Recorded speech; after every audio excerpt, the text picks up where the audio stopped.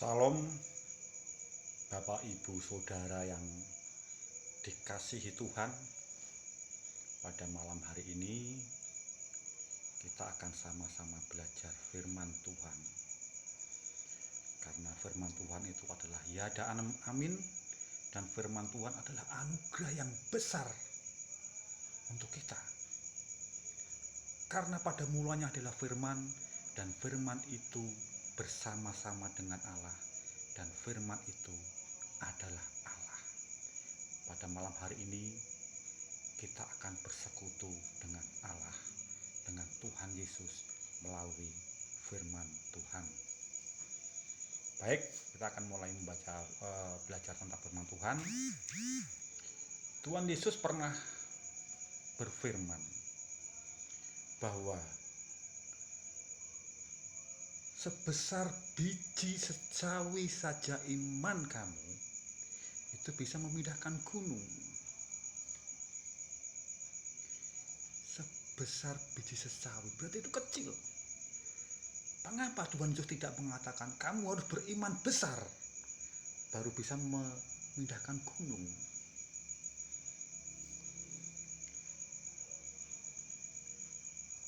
Nah, kalau kita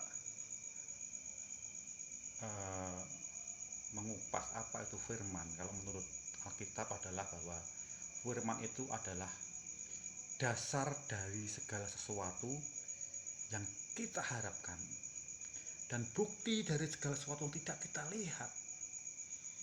Jadi iman adalah dasar. Segala sesuatu perbuatan itu harus berdasarkan, ada dasarnya iman. Kalau dalam bahasa Indonesia, iman itu adalah kepercayaan kepada Tuhan.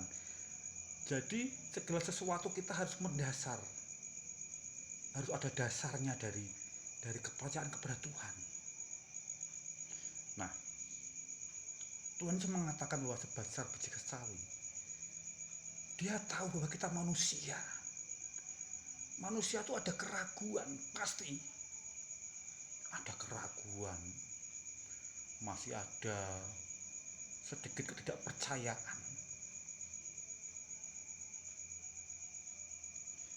Contoh saja, ketika kita sakit, kita berdoa dan masih sakit, pasti ada sesuatu yang bergejolak di dalam hati.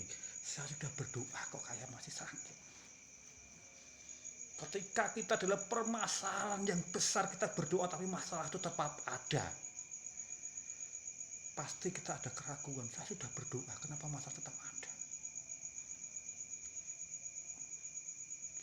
Itu kita manusia. Baik, kita akan kupas lagi ke perjanjian lama ya. Di kitab Daniel, waktu itu adalah Sadrak, Mesak, Abednego disuruh menyembah berhala.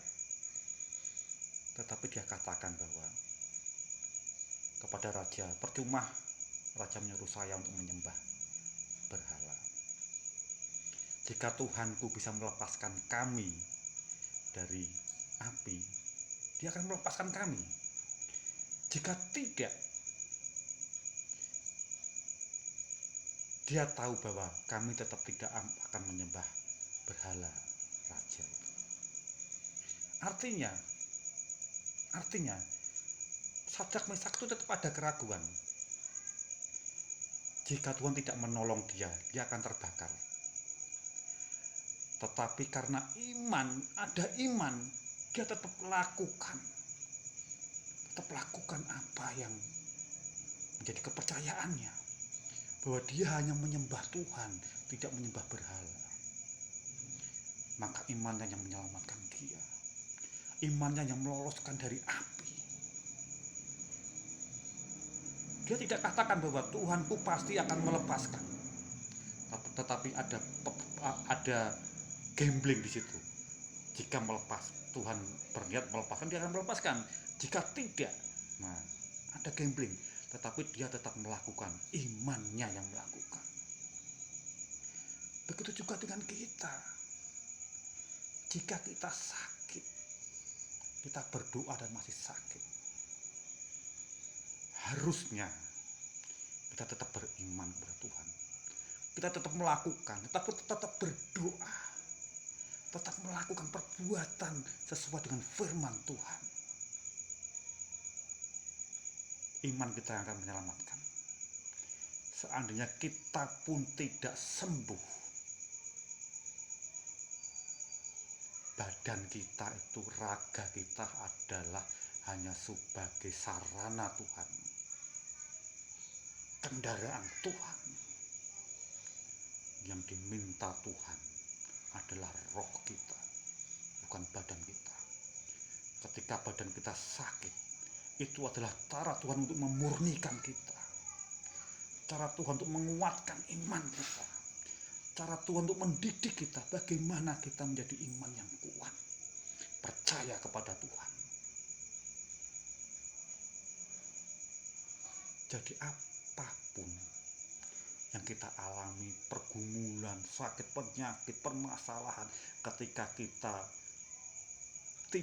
berdoa dan semua itu tidak selesai,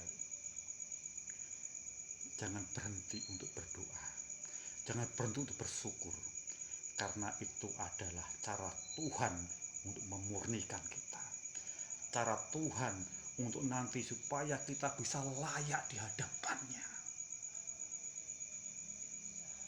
Milikilah iman meskipun hanya sebesar biji sesawi, karena itu yang menyelamatkan kita. Amin. Tuhan Yesus memberkati. Selamat malam.